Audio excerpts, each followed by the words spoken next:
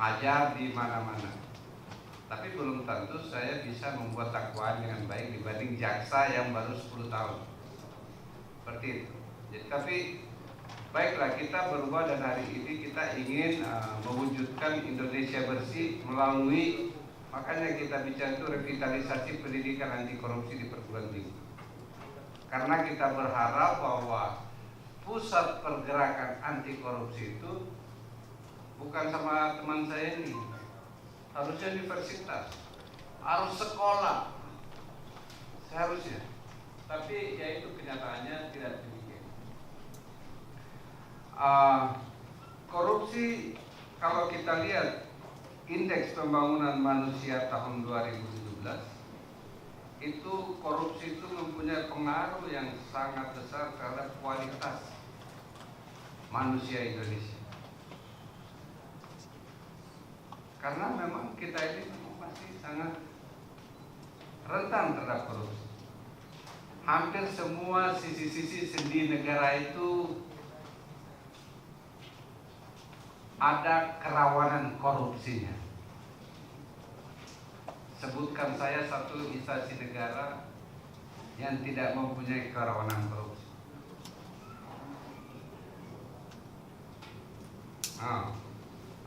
Bagus sekali itu contoh dari Padekan, Departemen Agama.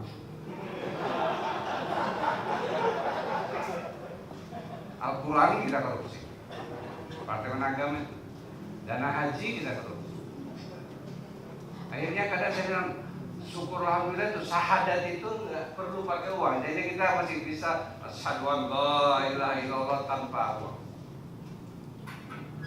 Jadi masjid kita korupsi. Jadi maksudnya hampir semuanya tidak. Jadi kan kadang dalam hidup ini itu kita butuh, kalau sudah merasa penat sekali di KPK itu, ingin pergi, kalau orang bahasa milenial curcol gitu, atau ingin pergi berkeluh kesah. Tapi saya mau pergi berkeluh kesah di mana? Ke universitas, rektor juga banyak. Mana coba? Jadi maksudnya akhirnya kualitas hidup kita itu sangat dipengaruhi oleh korupsi. Dan kalau tidak percaya, lihat aja itu peta itu, peta anti korupsi dunia. Itu menyedihkan kali kalau kita lihat Indonesia itu merah padam gitu. Karena Corruption Perception Index kita tahun 2017 itu 37 nilai. Coba tanya Padekan, yang tertinggi 100, yang paling rendah 0. Kira-kira mahasiswa Padekan kalau dia dapat 37 lulus atau tidak? Ya nggak lulus. Jadi sebagai sekolah, Indonesia itu belum lulus. Makanya kita susah ini. Dan di antara semua sekolah di Indonesia, Provinsi Aceh itu juga mungkin di bawah 37 itu. Makanya seringkali kita kesini.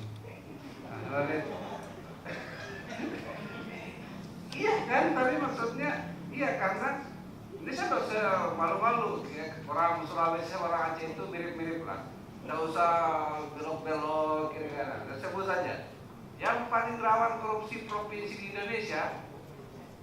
Saya tidak mau menyebut ini urutannya itu paling rawan atau tidak, tetapi 6 itu paling: Papua, Papua Barat, Aceh, Riau, Banten, Sumatera Utara. Itu 6 itu betul-betul pemimpin lah di antara semua provinsi di Indonesia ini. Jadi, tapi teman-teman di Jawa Timur itu sampai marah-marah. Iya, yang 6 itu, tetapi yang ditangkap paling banyak Bupati Jawa Timur ini katanya. Karena orang Jawa Timur itu sudah mau melaporin, dapat ini, dapat itu. Di Jawa itu kesadaran untuk melapornya tinggi. Kita ini masih kurang. Nah, jadi seperti itu. Jadi dia katakan, lihat dari itu tahun 2017 itu dia bilang Indonesia itu masih jauh. Indonesia has a long way to go in fight against corruption. Indonesia itu masih jauh perjalanannya untuk melawan korupsi. Namun demikian dia bilang ada sedikit peningkatan indeks dari 32 sampai 37 dalam waktu 5 tahun. Menangis sekali saya lihatnya. Masa 5 tahun cuma naik 5 poin. Yang paling sedih lagi itu kalau lihat ini nih, Pulau Kalimantan. Ada kan bagian yang kuning itu? Nah, yang bukan bagian Indonesia, punya Malaysia tuh. Orang dulu kita ajari Malaysia. Banyak juga yang ke Aceh orang Malaysia belajar. Pada waktu saya kuliah mahasiswa Malaysia itu banyak banget itu di ITB, di IPB, di Unhas, di UI, di UGM, penuh orang Malaysia. Sekarang banyak sekali dosen Indonesia yang pergi belajar di Malaysia itu. Ini cerita. Waktu suatu saat saya lagi di perpustakaan Universitas Malaya di Malaya ya, di Kuala Lumpur itu. Saya dengar nih, ini kalau dari suaranya ini kayaknya orang Batak semuanya yang datang ini kan, satu grup seperti itu. Sudah selamat siang. Siapa Pak? Orang Indonesia pula. Iya, saya bilang gitu. Kalian ngapain di sini? Kita mau datang penelitian untuk disertasi macam-macam seperti itu. Langsung dia bilang, Bapak di sini juga penelitian. Dia bilang, enggak, saya ngajar. Bisa tuh orang Indonesia ngajar di sini? Kan kalau pintar bisa. Jadi menurut saya itu sampai mindernya juga kayak gitu. Jadi ya itulah masih jauh. Tetapi lihat ya, dia bilang naiknya itu yang 5 poin yang disyukuri itu katanya diakibatkan karena the work of Indonesian leading anti-corruption agency. Dia bilang gitu, in taking action against corrupt individual, karena kerja-kerja KPK untuk menindak orang-orang tertentu. Tapi itu ada yang saya tebalin itu, despite strong opposition from the government and parliament, tetapi ditentang dengan keras oleh pemerintah dan parlemen. Jadi kalau saya ingin curhat, tak ada tempat pergi curhat saya tuh. Pengennya ke Kementerian Agama, tapi kalau saya pergi ke sana ada yang ditangkap apa? Enggak, saya pengennya datang curhat seperti itu. Jadi, dan kalau kita lihat datanya, tidak ada yang menggembirakan. Itu 37 ranking 96. Masa kita kalah sama Timor Leste?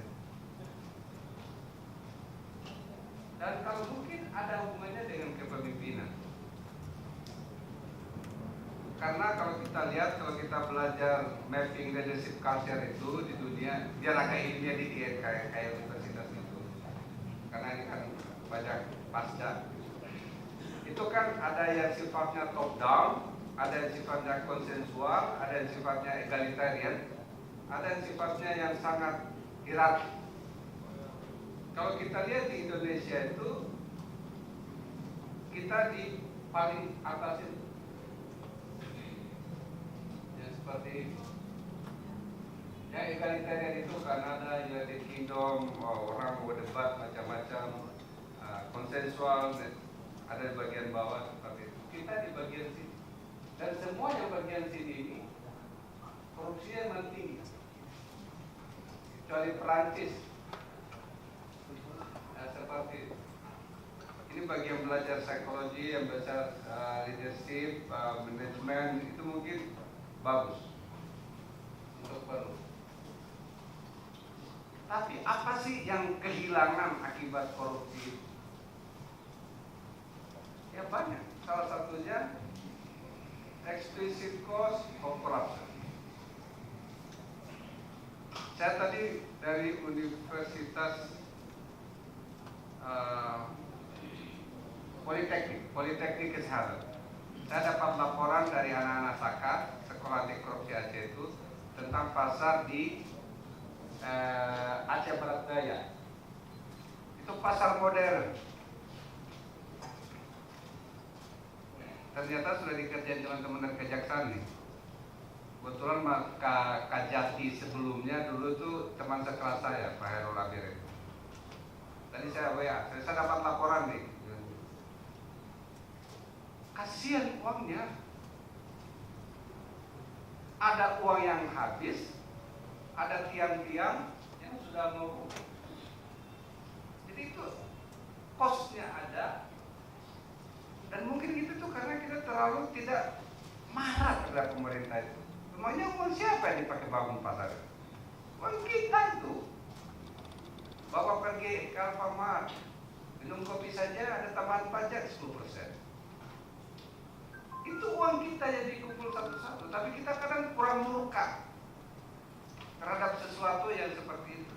Dan itu banyak. Ada kompleks olahraga di Hambalang itu, mirip itu, belum jadi sudah runtuh, uangnya habis. Ada jembatan di Sabang, kayak gitu juga, itu lagi kita urus. Ya maksudnya, saya tertarik juga tuh urus itu Pak Jaksa, urus pasar itu. Iya, jadi gimana coba? Ya untung gedung kita ini tak bocor nih, bagus. Berarti yang ngurus rektornya baik nih. Turun saya kembali. Yang kedua ruginya itu cost. Ya ini kadang kita rupanya cost in anticipation of corruption. Karena setiap proyek yang kita mau bikin kita harus siapkan itu, jangan sampai dikorupsi. Pergilah, datanglah sini anak buah saya datang, pergi memberi penyuluhan, pergi bilang ke bupati. Supaya itu mereka datang dengan uang gajinya. Enggak, uang ibu-ibu, bapak-bapak datang di sini tuh. Termasuk saya datang di sini tuh, tinggal di hotel, bukan uang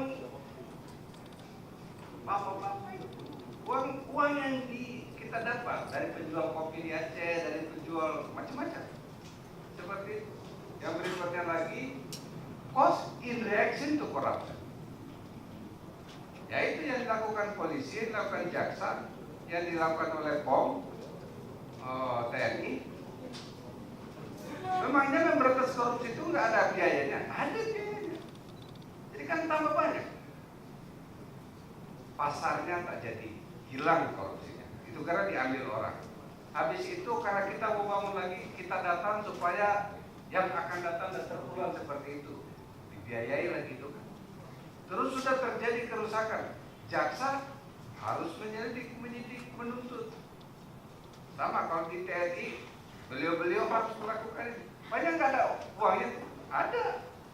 Ketika datang di sini mau OTT itu nggak ada uangnya, ada uangnya banyak.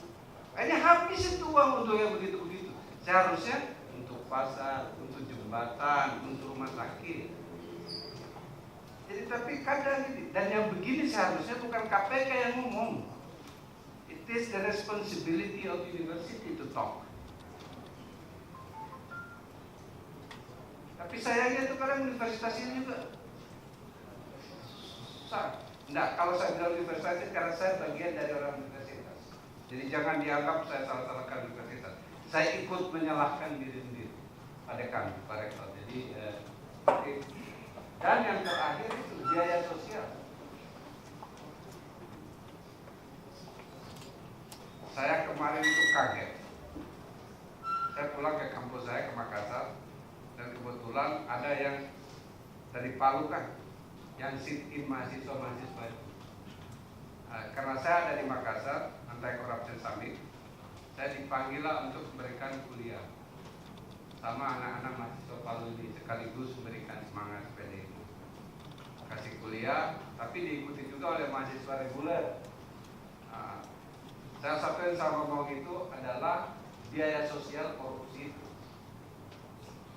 Misalnya jembatan yang rubuh. Yang salah satunya itu saya memberi contoh itu adalah di Kutai Kartanegara, ada fotonya, ada gambarnya besar. Rubuh. Pasal Kani masuk penjara. Sekarang anaknya masuk penjara lagi. Jadi itu juga kadang nggak, masa ayah kamu sudah masuk penjara sampai meninggal gitu, nah, dia masih mengulang lagi. Tasnya banyak pula, Hermes, Gucci gitu. Pokoknya sampai saya nggak bisa baca tuh karena bahasa Perancis semuanya. Nah, merek-mereknya. Nah, seperti itu. Tapi yang saya kembali ke jembatan ini. Ketika saya jawab gini, dia angkat tangan anak mahasiswa saya. Ternyata anak UNAS. Pak, pada waktu jembatan rubuh, saya ada di atas. Saya bilang, untung katanya saya di bagian yang bukan di tengah itu Pak, yang di belakang. Jadi saya bisa, mobil itu belum jatuh, kita keluar, kita lari ke atas. Bilang, alhamdulillah kamu enggak jadi. Saya menyesal Pak. Bapak saya dulu kepala dinas PU yang urus. Ini anak mahasiswa. Jadi kalau kita tahu itu gara itu mau bunuh anak kita sendiri. Dan saya kagum banget. Dia mengaku di depan jauh lebih besar. 2 kali ayah saya dulu kepala dinas Pak, kepala dinas PU. Yang salah satunya urus jembatan itu. Kaget saya tidak tahu mau ngomong apa. Biasanya saya tidak pernah kehabisan kata-kata, tapi itu kayaknya saya kamu jadi orang baik. Sedih saya. Dan korupsi itu kalau kita lihat dari segi klasifikasinya, ini gampang lah. Kalau buka undang-undang tindak pidana korupsi langsung tahu. Kerugian keuangan negara, suap, gratifikasi, penggelapan dalam jabatan, pemerasan, perbuatan curang, konflik kepentingan dalam pengadaan barang jasa. Tapi ini jarang sekali nih kita menuntut yang pemerasan itu. Jadi kalau ibu-ibu merasa diperas, lapor saja. Nanti kita kena kan sama orangnya itu dia memeras. Kan beda dengan suap. Kalau suap sebenarnya kamu merasa terperas, tapi memberikan demi ini, yang penting sehat semuanya. Saya pikir di kejaksaan juga jarang ini dapat kalau pemerasan. Yang paling juara itu suap. Yang nomor 2 ini dalam pengadaan barang jasa. Lebih setengahnya itu. Semuanya seperti itu. Terus apa sebenarnya tugas KPK? Tugasnya itu banyak, bukan hanya melakukan penindakan. Ketika saya datang di sini ini, ya kita melakukan pencegahan. Kita melakukan pendidikan anti korupsi karena pencegahan itu ada LHKPN. Tapi maksud saya ini meningkat dibanding yang sebelumnya. Dulu selalu kurang dari 100. Apalagi yang komisioner sebelum saya. Gimana ada cicak buaya? Enggak bisa mereka kerja waktu. Hampir setengah tahun nggak bisa ngapa-ngapain. Dan kasus korupsi itu kami juga petakan itu. Dan Sumatera itu juga memang banyak. Di Aceh itu kurang lebih ada 29 kasus korupsi. Jadi makanya saya sudah bilang tadi, Sumatera Utara itu yang banyak sekali.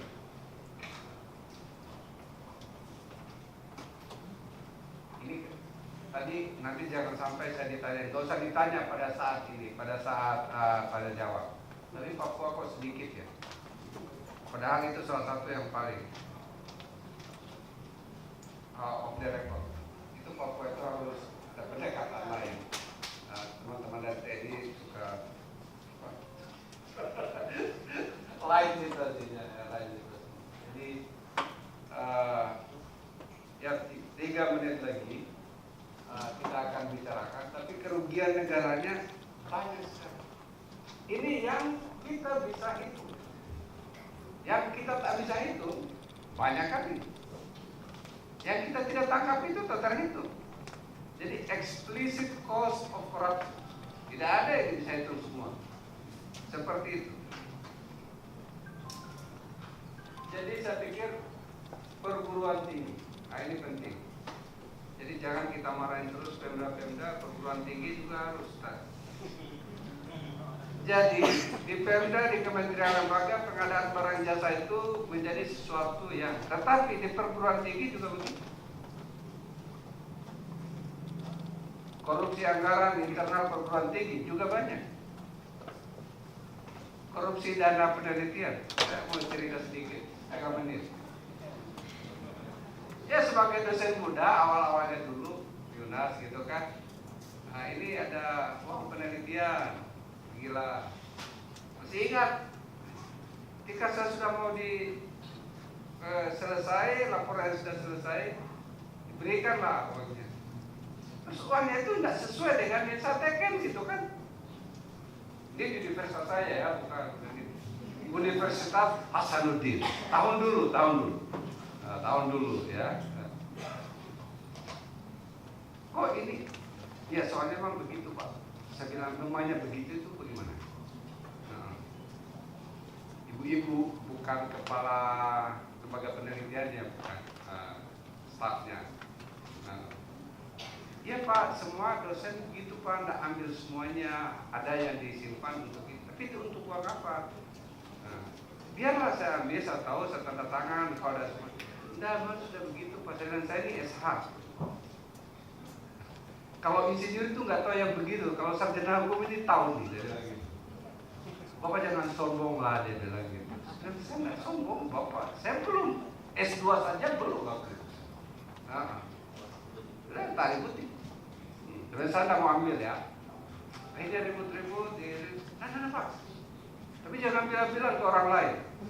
Jadi saya dikasih penuh, tapi jangan bilang-bilang ke orang lain. Tapi mana saya tak mau bilang-bilang, saya bilang-bilang aja ke orang lain. Saya seperti itu. Jadi itu sering terjadi. Ada mahasiswa nggak di sini? Ya, jangan juga sering korupsi, jangan juga sering protes dosen ini, dekan itu korup, rektor korup. Bikin kegiatan, aku 5.000 ditulis 7.000.